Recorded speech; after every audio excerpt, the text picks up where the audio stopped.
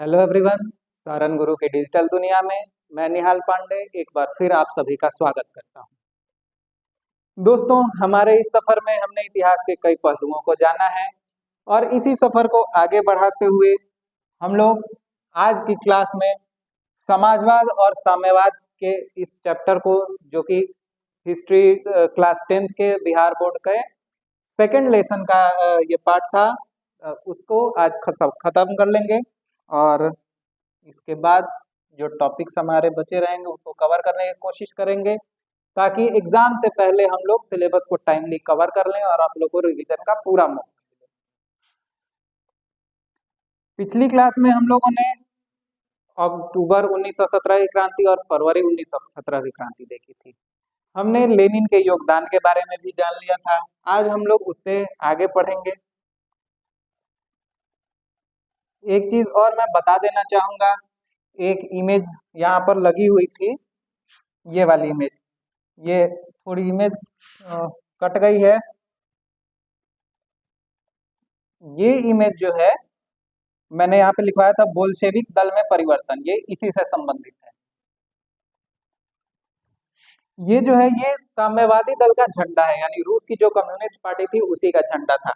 इसको लेनिन के नेतृत्व में पहले बोल्शेविकों ने अपनाया था और बाद में ये पूरे विश्व के लिए प्रतीक बन गया था साम्यवाद का। यहाँ पर है हसिया। हसिया जिसको जनरल बोलचाल की भाषा में हम लोग हसुआ भी बोलते हैं, फसल काटने के काम आता है। और साथ में है ये हथौड़ा। लाल रंग की पृष्ठभूमि पर लाल रंग के झंडे पर हसिया और हथौड़ा, ये प्रतीक था हसिया किसानों का, क्योंकि किसानों द्वारा यूज किया जाता है,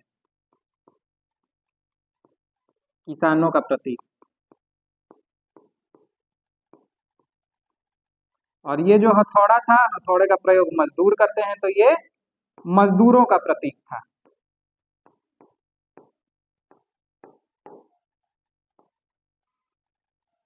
इस और लाल रंग जो होता है, लाल रंग, एक तो मैंने बताया था कि बोल्शेविक क्रांति के दौरान लाल रंग के झंडे लेकर प्रदर्शन किए गए थे, और दूसरा कि ये लाल रंग जो है ये क्रांति का प्रतीक भी होता है।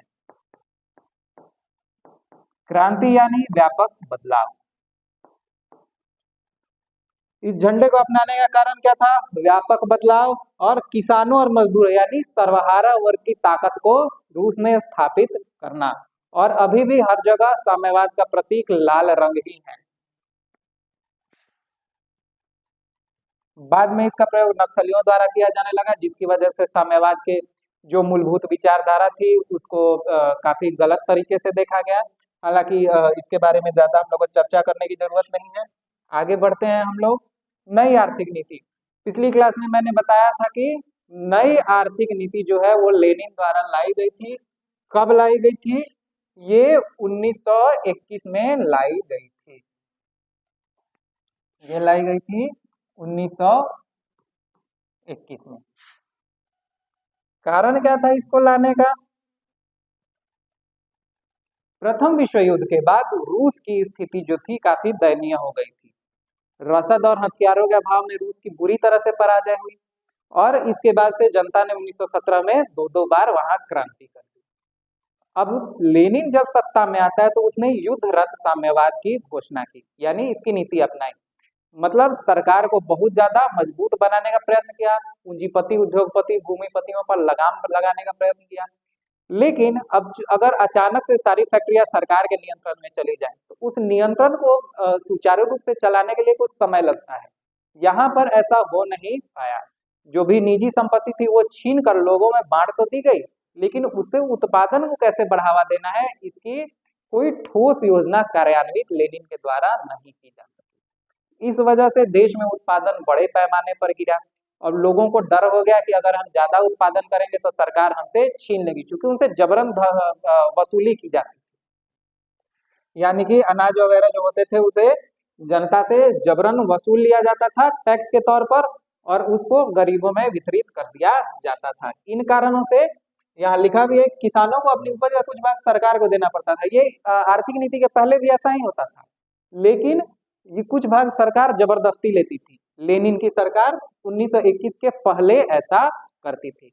और ध्यान रखिएगा, इसी जनता से जबरदस्ती वसूलने की जो विचारधारा है, इसी कारण से साम्यवाद को डाकुओं की अर्थव्यवस्था भी कहा जाता है, यानी लूट कर छीन कर लेते हैं। हालांकि इनका उद्देश्य सही रहता है कि जिनके पास ज्यादा है उनसे लेकर जिनके पास कुछ नहीं है उनको वितरित कर दें, यानी अमीरों से लेकर और गरीबों में वितरित करें। लेकिन जबरदस्ती छीनने की ये जो परंपरा या कहें कि विचारधारा विकसित हो गई, इस कारण से साम्यवाद की बहुत जगह बुराइयां भी की गई। तो इसको सुधारने के लिए लेनिन क्या करता है, 1921 में नई आर्थिक नीति, न्यू इकोनॉमिक पॉलिसी लेकर आता है। क्या क्या था उस पॉलिसी के अंतर्गत? किसानों को अपनी उपज का कुछ भाग सरकार को देना पड़ता था तथा शेष वे बाजार में बेच सकते थे। अब क्या होता था, जबरन उनसे अनाज की वसूली नहीं की जाती थी। जैसे आय के हिसाब से एक निश्चित हिस्सा ही टैक्स लिया जाता है, 5%, 10%, 20%, वो वैसे ही यहाँ फिक्स कर दिया लेनिन ने कि जो अनाज उगाया जाएगा उसका एक हिस्सा, जो भी हिस्सा उसने फिक्स किया हो उतना सरकार को देना पड़ेगा, बाकी अपनी मर्जी से लिए रखने के लिए वे स्वतंत्र हैं। यानी उसको वो चाहे तो खा सकते हैं, चाहे तो बेच सकते हैं। इसके पहले क्या होता था, नई आर्थिक नीति आने के पहले जो भी अतिरिक्त उत्पादन होता था उसको जनता बेच नहीं सकती थी, किसान बेच नहीं सकते थे, उसको सरकार ले लेती थी टैक्स के तौर पर, और जो गरीब लोग थे उनमें बांट दिया करती थी। एक ये बदलाव आया। अगला बदलाव क्या है नई आर्थिक नीति से?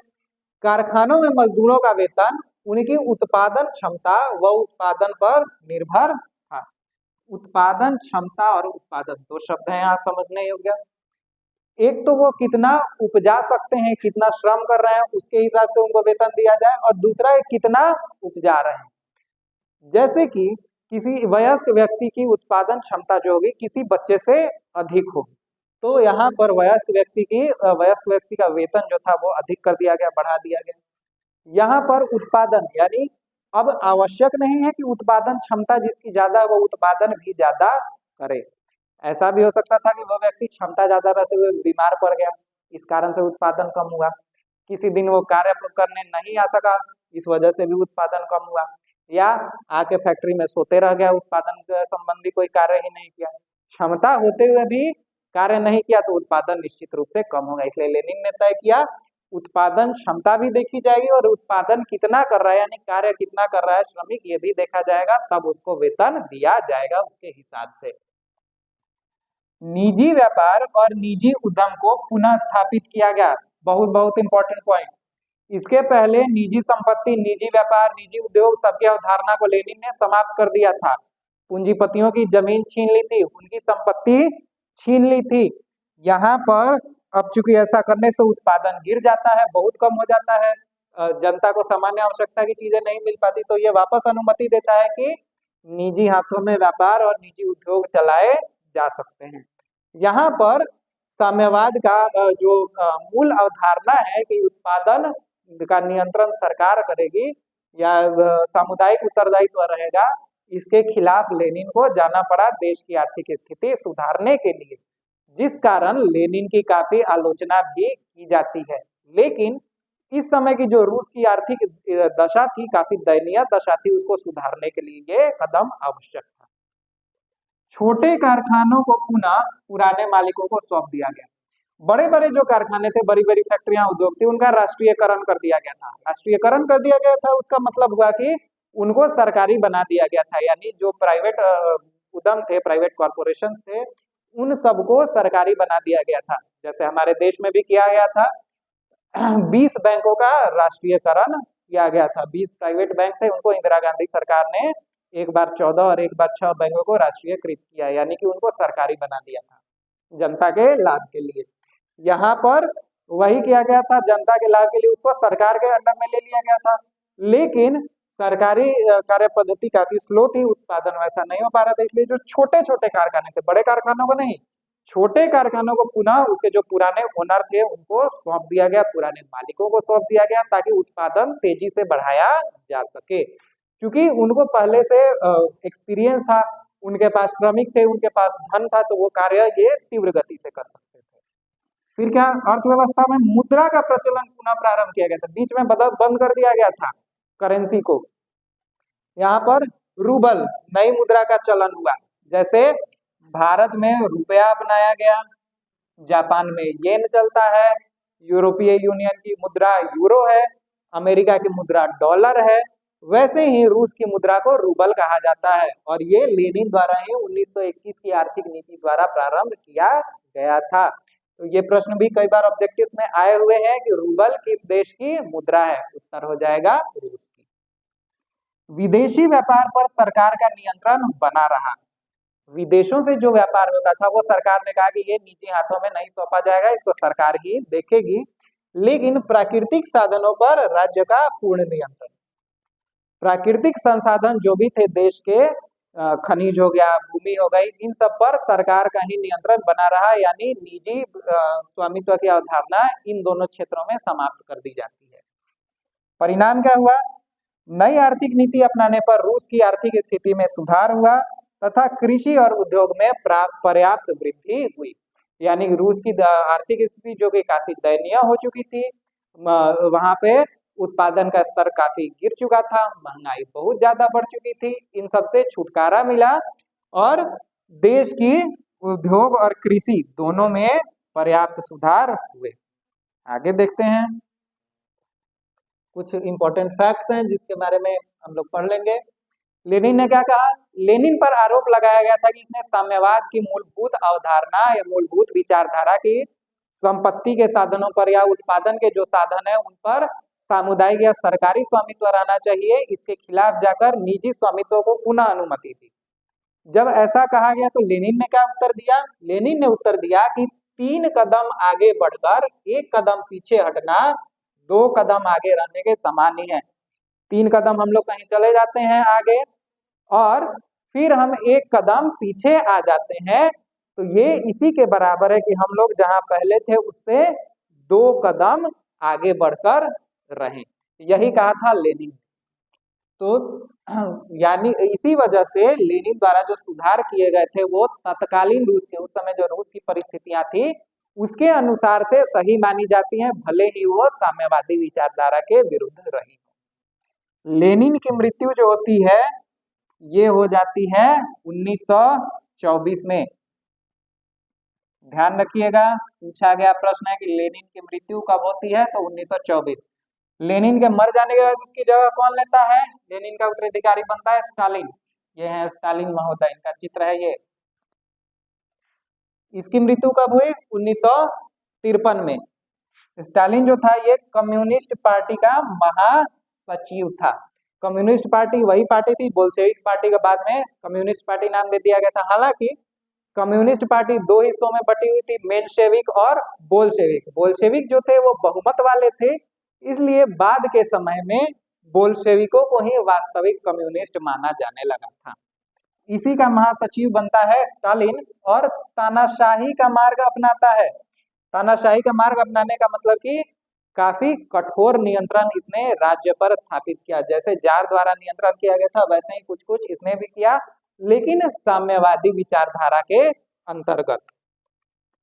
स्टालिन द्वारा पंचवर्षीय योजनाओं, कृषि के आधुनिकीकरण एवं वैज्ञानिक उन्नति पर जोर दिया गया।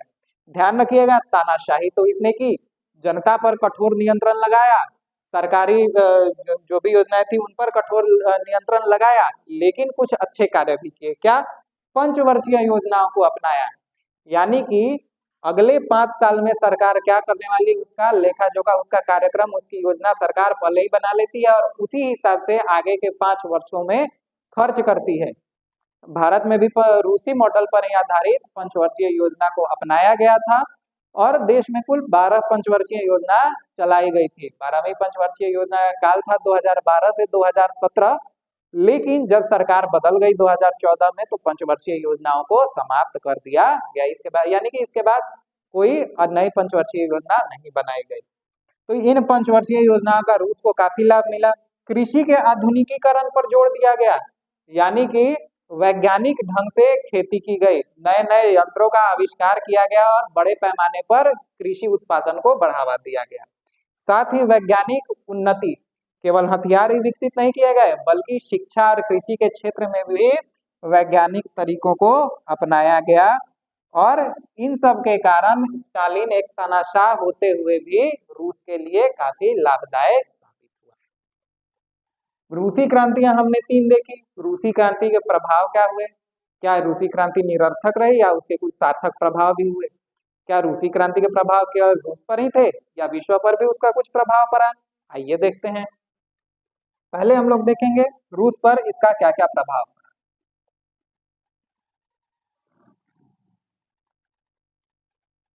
रूस पर पहला प्रभाव पड़ता है जारशाही का अंत तथा कम्युनिस्ट शासन की स्थापना।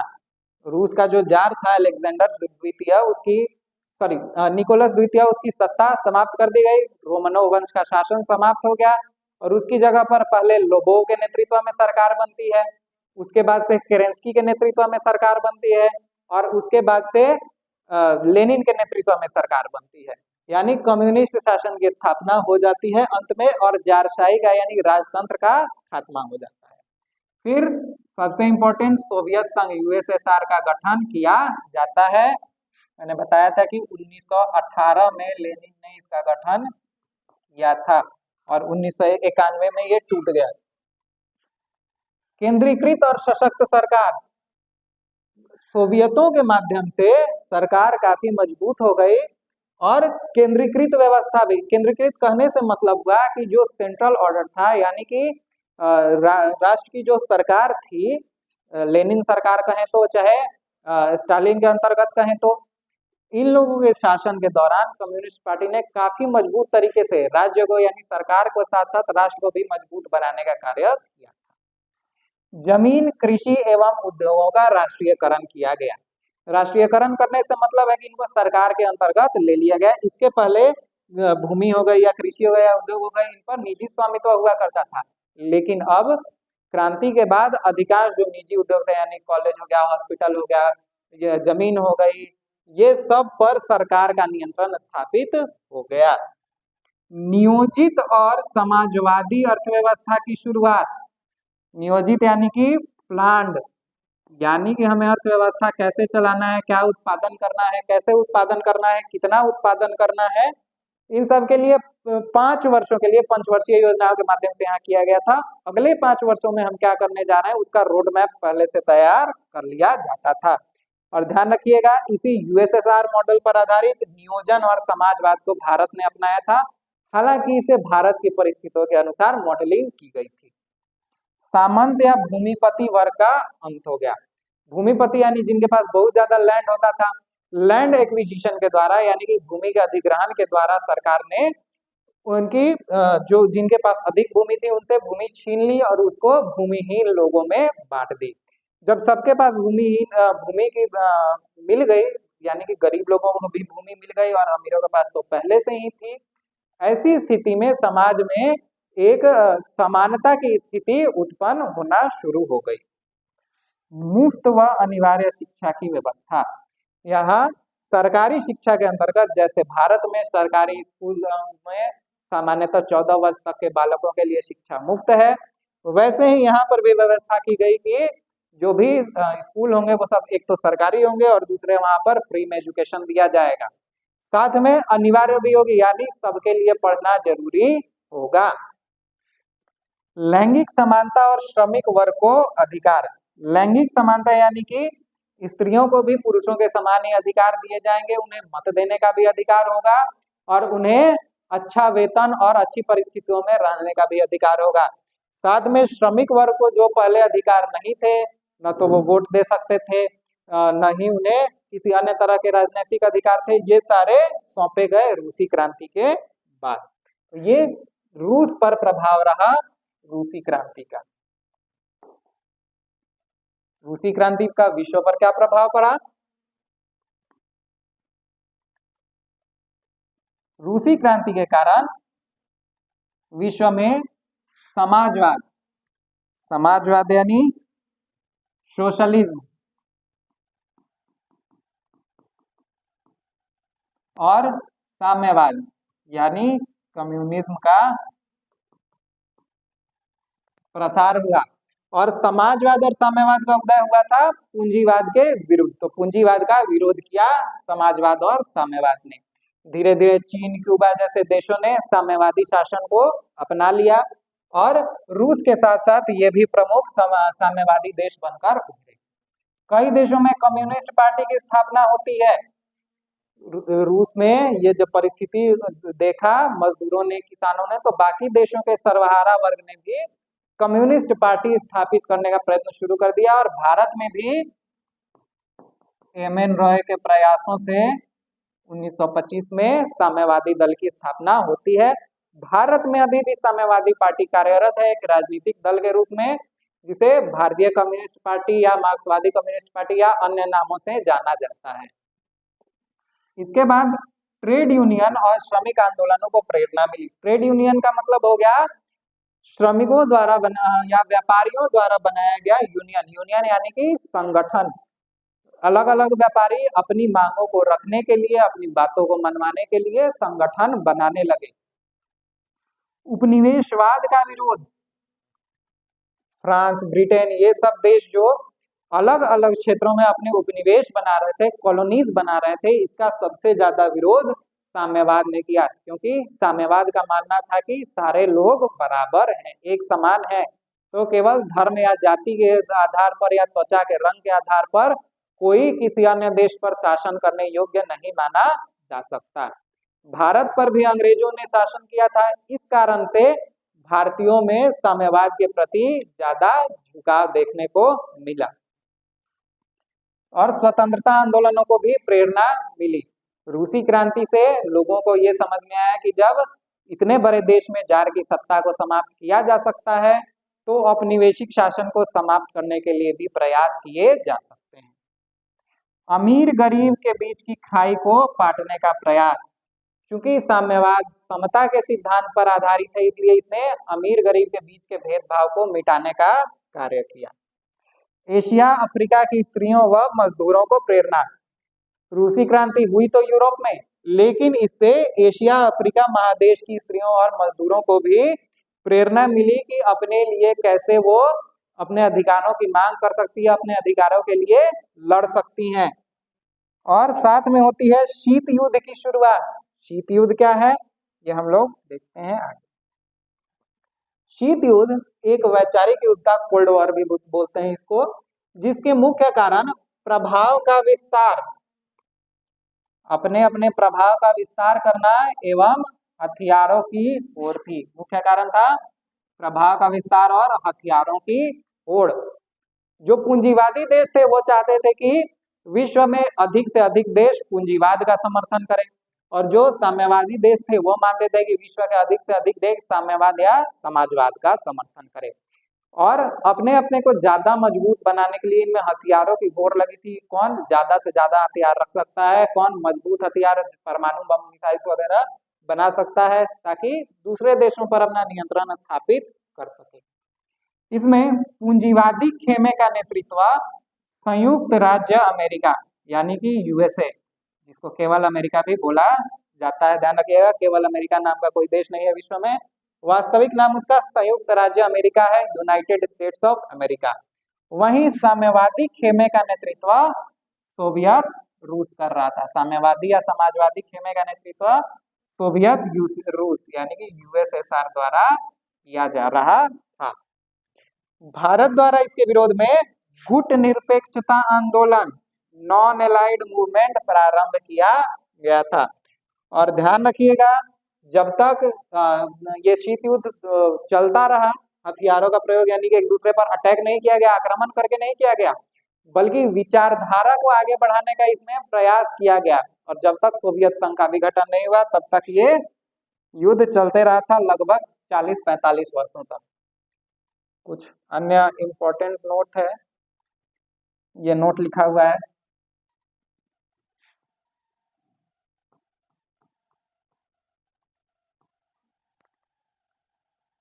मिखाइल गोर्बाचोव 1985 में रूस के राष्ट्रपति बने।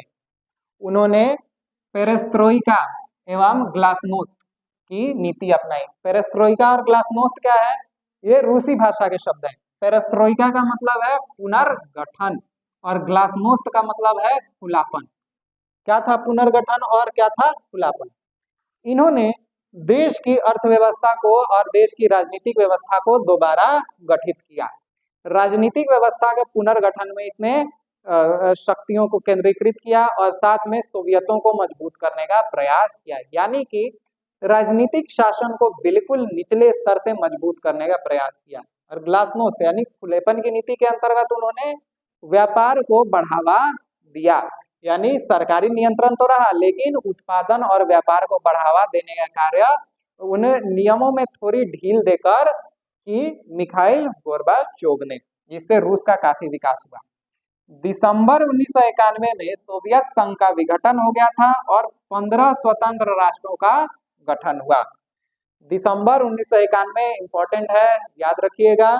बार बार ये प्रश्न पूछता है कि सोवियत संघ का विघटन कब हुआ था या सोवियत संघ से कितने देश बने थे। तो 15 नए देश बने थे, जिनमें उज्बेकिस्तान, तजाकिस्तान, कजाकिस्तान, ये सारे देश, बेलारूस वगैरह, ये सब इंपॉर्टेंट है। इसके साथ ही शीत युद्ध भी समाप्त हो गया। जब यूएसएसआर का विघटन हो गया तो शीत युद्ध को भी समाप्त मान लिया गया।